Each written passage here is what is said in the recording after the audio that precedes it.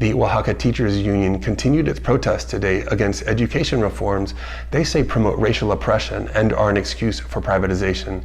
Last week, riot police killed over 10 activists and injured dozens of others during teacher demonstrations in Oaxaca.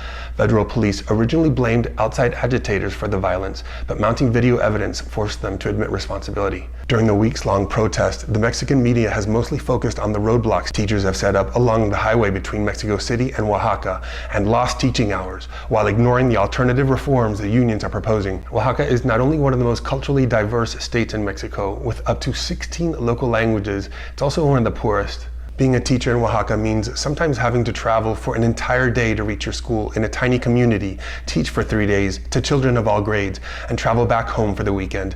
It means having to deal with children who speak more than 20 different dialects. Being a teacher in Oaxaca means operating in a different universe and under different rules. 4,000 teachers have already been fired for missing classes, and tens of thousands more could be terminated if their impoverished students don't pass their state tests. But the protest movement appears to have gained steam, plunging President Enrique Peña Nieto's signature education changes deeper into controversy.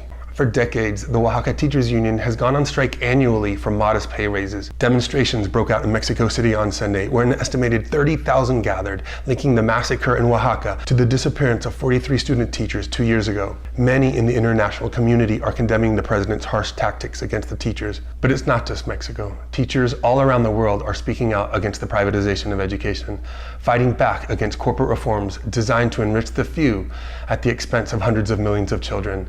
And it seems the public is beginning to understand what's at stake. This has been From the Desk of. I'm Enrique Baloira.